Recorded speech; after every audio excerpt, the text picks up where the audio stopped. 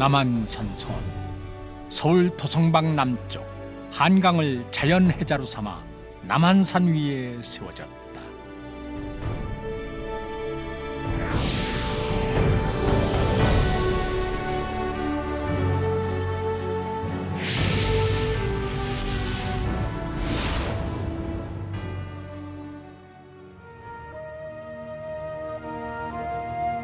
한국에는 유난히 산성이 많다. 그 중에서도 남한산성은 적이 성곽에 닿기 전에 지칠 수밖에 없도록 만들어졌다. 지형의 이점을 최대한으로 살린 것이다. 산 꼭대기를 따라 쌓은 성곽은 산 전체가 성벽 구실을 했다. 해발 500m 높이에 세워진 성벽의 높이는 7.5m이고 둘레가 11.76km에 이른다.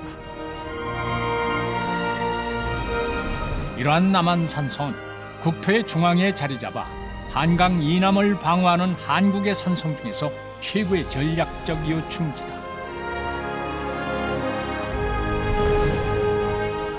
그리고 가장 큰 규모를 자랑하며 성벽의 원형이 가장 잘 보존되어 있기도 하다. 한국은 외세의 침입이 잦았다. 적의 침입이 있으면 식량 등을 모조리 치워버리고 준비된 산성으로 피하는 것, 바로 청야 입보 전략이다.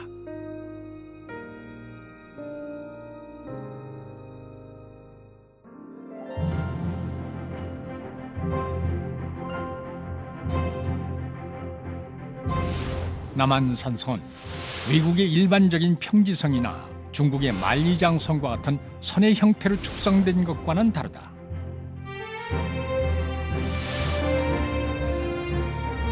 남한산성은 단순히 권력자와 주요 인물을 보호하기 위해 만들어진 것이 아니다. 유사시 주변의 백성을 포용할 수 있게 설계되고 건축됐다. 모든 백성이 왕과 함께 산성 안에서 적을 맞아 방어할 수 있게 시설을 갖춘 산성 도시 개념인 것이다.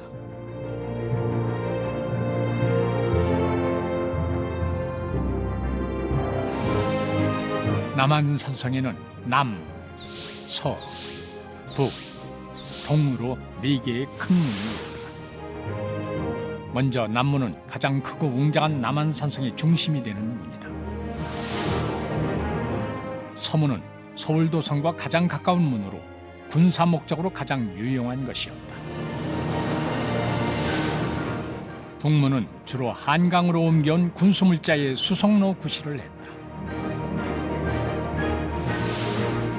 낮은 지대에 자리 잡은 동문은 계단을 높이 쌓아 우마차의 통행이 불가능하게 설계된 문이다.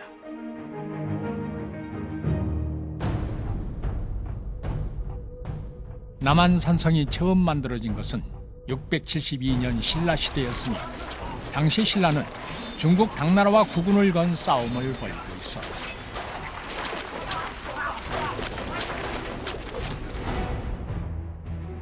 신라는 당나라에 맞서 한강 유역을 방어하기 위해 이 주장성을 쌓은 것이다.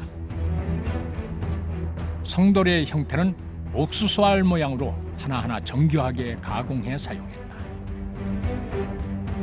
이 신라시대 축성기술과 관련이 있는 군창지에서는 기와 한 장의 무게가 20kg에 달하는 다량의 대형 기와가 발굴되기도 했다. 이러한 남한산성이 가장 큰 변화를 겪은 것은 1624년 조선시대 인조 때였다. 신라시대 주장성의 성터를 따라 이루어진 수축이었으며 이 과정에서 조선시대 토목기술이 반영됐다.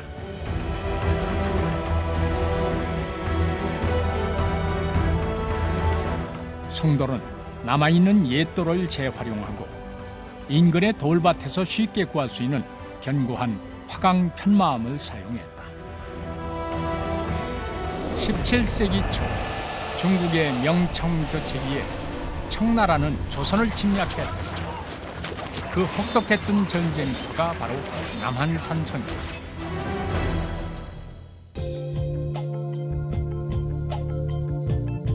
청나라의 침략 이후 남한산성은 조선시대 축성기술이 집약된 더욱 견고하고 과학적인 성곽으로 완성됐다. 전쟁 과정에서 노출된 각종 취약점이 보강되고 전혀 새로운 개념의 성곽 형태가 도입되기도 했다. 성벽 위에는 화포의 공격에 효과적인 전돌로 만든 여장을 설치했다. 여장은 몸을 숨긴 채 효과적으로 적을 향해 활이나 총을 쏠 수 있게 만든 시설이다. 실전 경험을 통해 만들어진 16개 비밀의 문인 암문은 병력과 물자의 비밀스런 이동을 위해 증축됐다. 수축의 핵심은 옹성의 신축과 포대의 설치였다.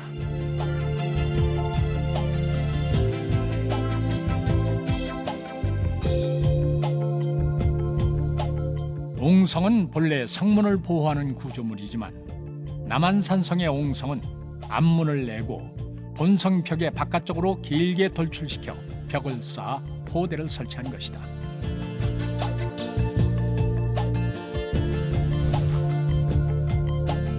성곽으로 갖춰야 할 군사 업무를 위한 시설로는 장수들이 병사들의 훈련을 지휘하는 연무관이 설치됐다.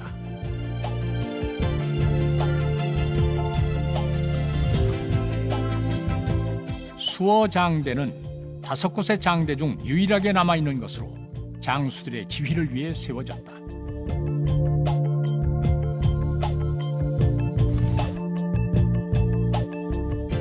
지수당은 병사들과 군마들에게 물을 먹이던 시설이었으며 연회장으로 쓰이기도 했다.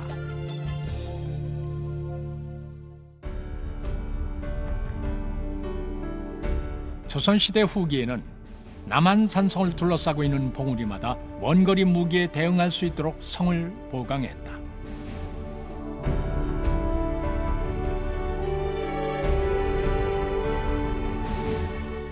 이로써 남한산성은 군사방어 시설로서 국가의 위기 상황에 대처할 수 있는 요새로 거듭나게 된 것이다.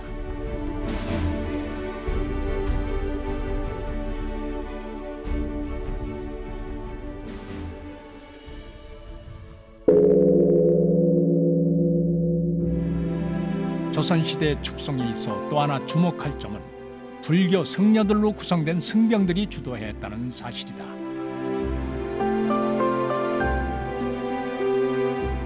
승병에 의해 재축성되고 그들에 의해 관리된 것이다.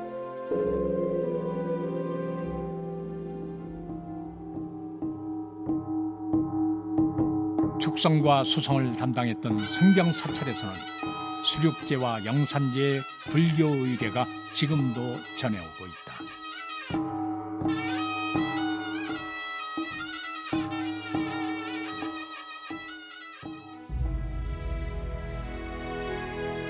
남한산성은 조선시대 축성 당시부터 4,000명에 이르는 주민이 거주했고 그 역사는 300년이 넘었다. 그 특징은 군사와 행정을 수행하는 읍성과 도성의 기능을 함께 갖춘 점이다. 산성 안에는 국가의 심장이라 할 수 있는 왕궁이 있다. 역대의 왕들이 정기적으로 행차하던 곳이며 인조 임금이 청나라의 침략으로 47일간이나 종묘사직을 지키며 항전을 거듭해온 역사적 장소이기도 하다.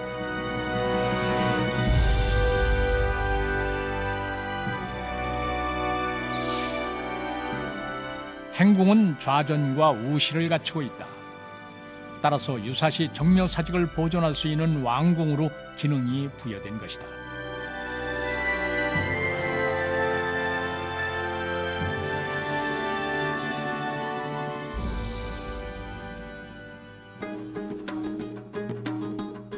남한산성 사람들은 지금까지 옛삶의 원형을 지켜오고 있다.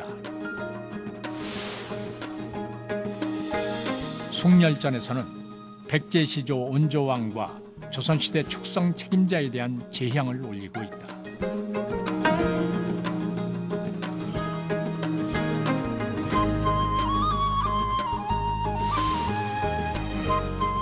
현절사는 청나라 침략 당시 항복하기를 반대했던 사람들의 애국심을 기리기 위해 마련된 것이다.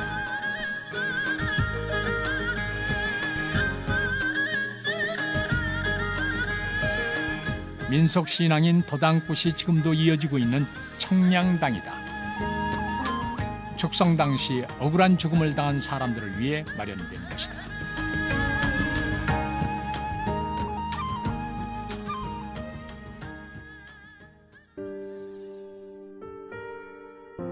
남한산성에는 19세기 초 천주교 박해로 신자들이 처형된 순교 성지가 있기도 하다.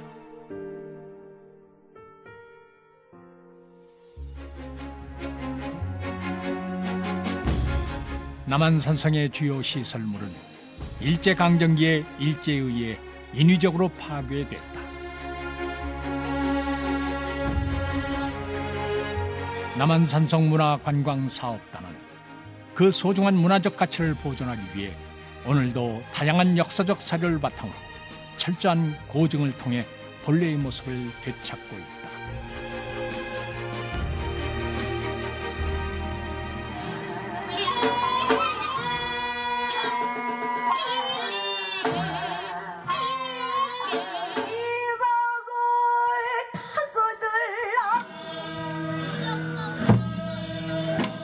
오늘의 남한산성은 현대인들에게 풍부한 창조의 영감을 주며 창작의 원천이 되어주고 있음을 우리는 알 수 있다.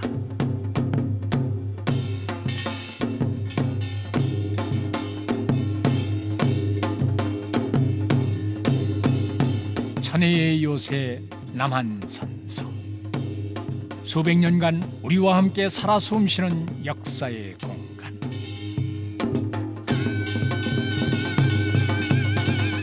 남한산성 곳곳에는 사람, 역사, 문화가 살아 숨쉬고 있다.